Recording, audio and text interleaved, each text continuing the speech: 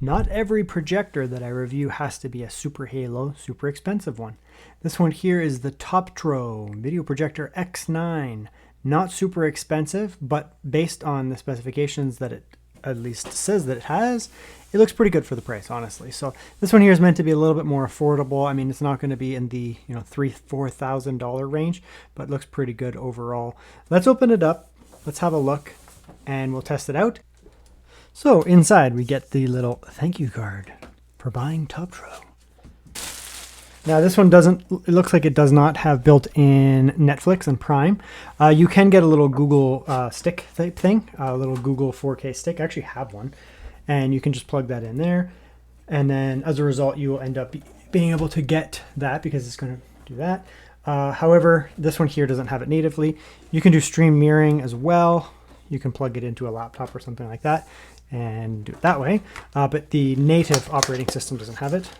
From what I understand, there's actually some of the really expensive models are also having the same thing. I think that they're probably charging a lot. Like I think Netflix is probably charging quite a bit in terms of fees to get that authorized app. So I think a lot of companies are just saying screw it. So you get a little projector screen, projector lens cleaner. Very good. Power, built-in power supply, instruction manual. Don't think I need to really do too much of that. It's fine. Okay, HDMI cable. Very good. I will actually use that at some point. Get the controller there. Okay, so here's the front here, or the back here. So we have the power goes in there, built-in power supply, USB for peripherals. We have the infrared there.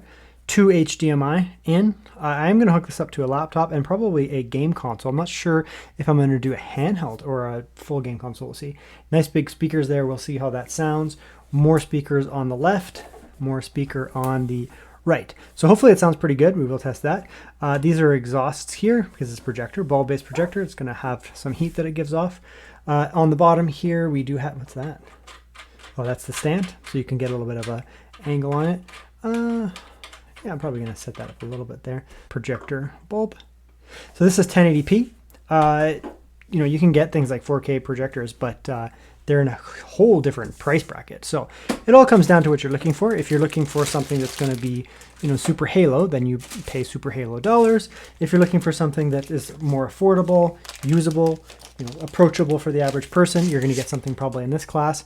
I'm not the type to tell you to gatekeep and say you need to spend $4,000 on a projector. That's not my style. I think that a lot of people will be more than happy with something in this class. So let's go get it set up actually and test it out. Okay, so here we are getting set up. It's turned on and pretty close to where I'm sitting. It's actually a really bright room. It's doing a really good job cutting through that light. It's very light outside with light coming in. There's also a light directly above it, a couple of which are actually shining onto the screen. And it's pretty quiet, honestly. It's actually pretty quiet.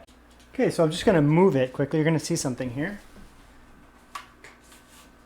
Go like that. And as you can see here, it does have an auto keystone setup. That's good. That's what you want to see there. Will help prevent having to set it up every single time you bump it or something. That's nice to see. Okay, so here we are set up, sitting right in front of it. Let's check how noisy it is to start here. I am kind of sitting really close, and the mic is actually really close. You're not actually seeing it, but we'll bring it back here. So pretty typical of a projector in this class. You get a little bit of a fan noise. It's not too bad, not too noisy or anything like that. It's just sitting slightly further away, so it's not a big deal. This is going to appear chronologically out of order because I've actually done some game testing already, which is later in the video. But I wanted to let it run for a while, and it's not hot at all. Some of the time with projectors, especially ones that are in the budget-friendly category where they're not a bazillion dollars, you actually end up getting heat issues, like pretty considerable heat issues. They overheat. This one here has good surface area. It has a big fan inside as well.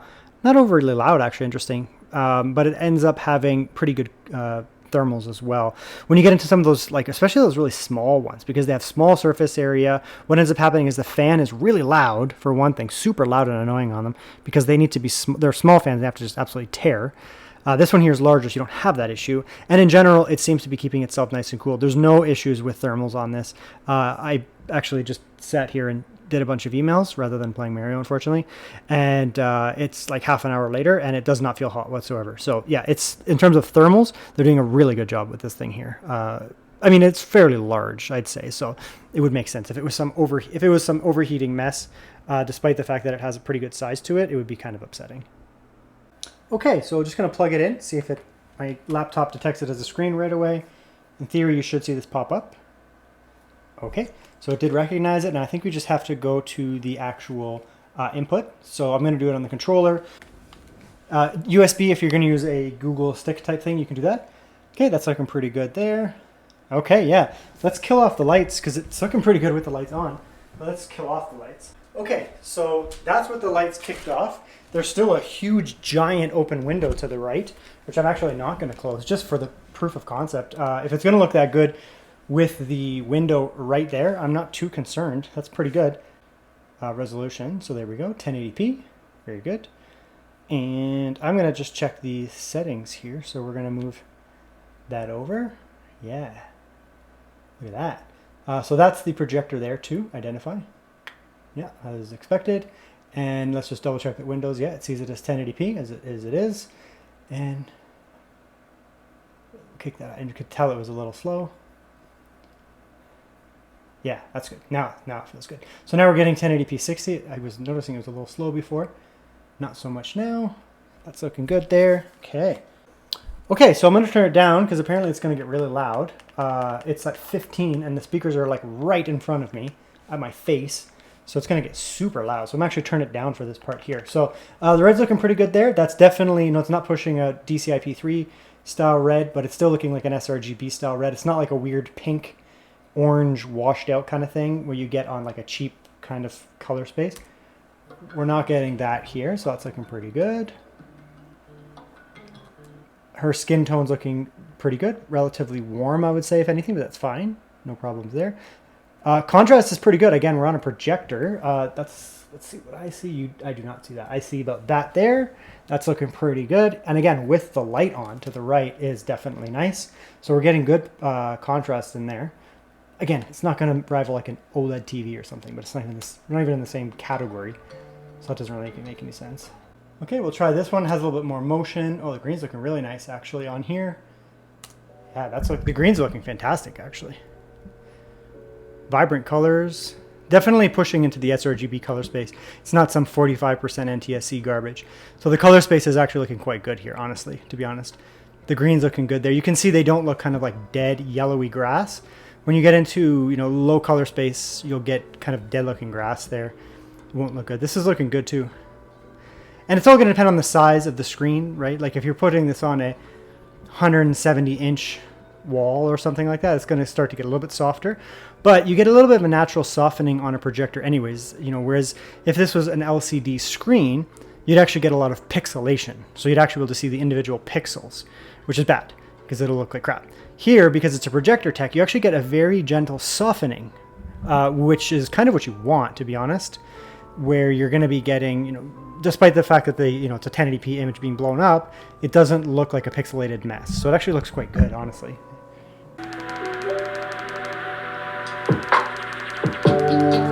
Yeah, hold on. I'm not going to turn it up all the way because it's going to get too loud.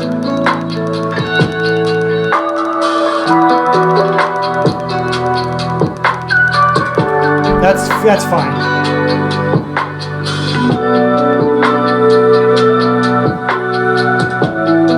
It'll get louder, but I don't want to.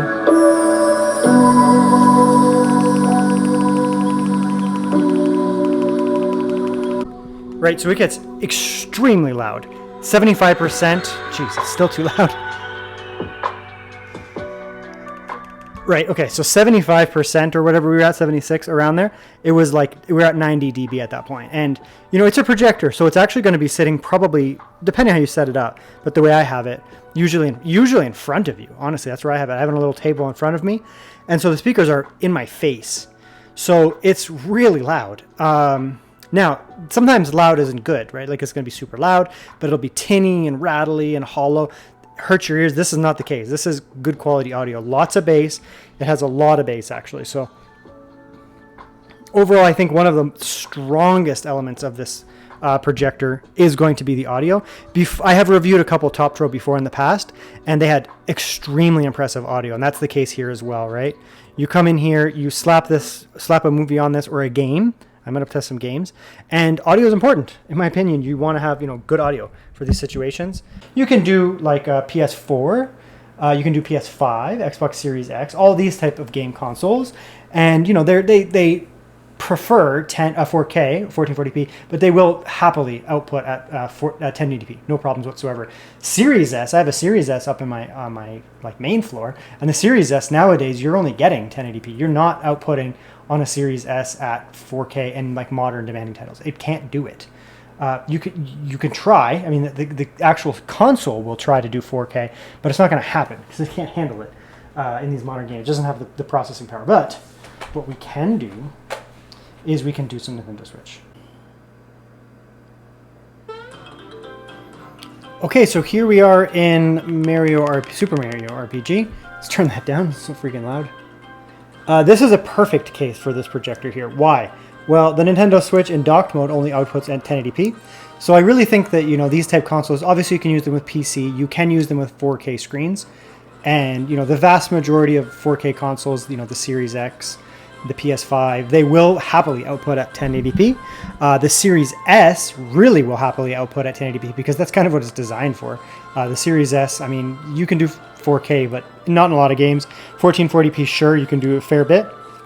1080p is really where it's at for that console. And then, of course, the Nintendo Switch only does 1080p. So this looks amazing.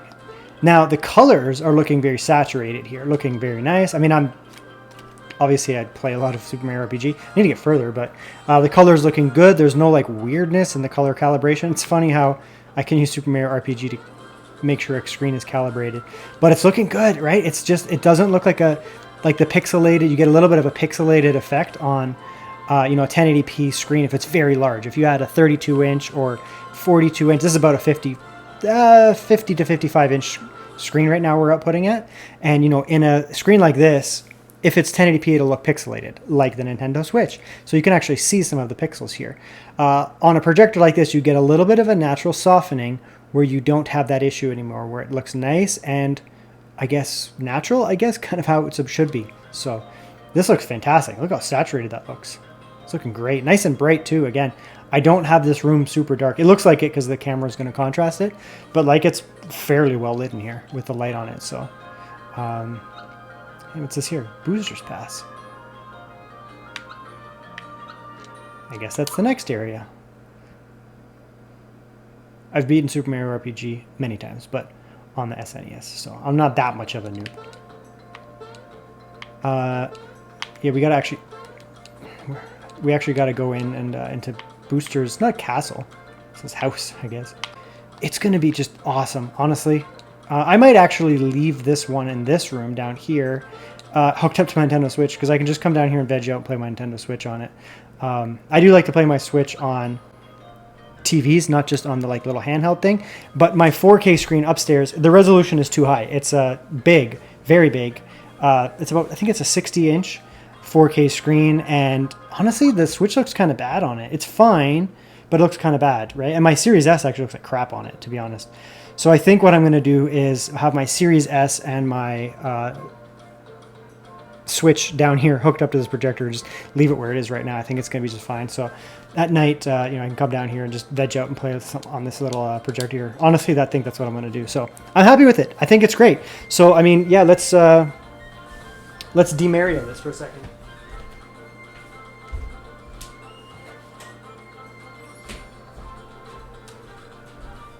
It's still very, very visible, despite the fact that I have a light on it. I mean, honestly, you can even do it in the daytime.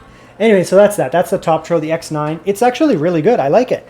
It's not super expensive. It's not super expensive by any means. The audio is killer on this thing. Really, I think that's one of the selling features. Just absolutely killer audio. And it's going to be directional because the way I'm going to have it sitting is literally right here while I sit on the couch behind it, and I'll have my screen there. I like to play on handhelds as well, but RPGs and that, like this, it's nice to just have a nice big screen here. The colors looking saturated. If you have a 1080p style console, like the Series S, like the Nintendo Switch. This thing's a banger for the Nintendo Switch, honestly. It's like a perfect companion for that. I mean, check it out. Of course, if you want to hook it up, play some other games as well, it'll work just fine. As an actual media thing, it's going to be just fine. Just be aware it doesn't have native Netflix support, but you can just get one of those little Google stick things. They're like 20, 30 bucks. They're not even expensive. It doesn't matter. So that's not a deal breaker for me, to be honest. And they just don't want to pay the fee, because if they did that, the price of the projector would go way up, because obviously Netflix is charging a fortune. Because I'm seeing that across the board with various projector brands. They're just saying no to Netflix. So that's the TOPTRO X9. I like it. It's great, honestly. I'm going to cut the video because I want to beat Booster's Tower.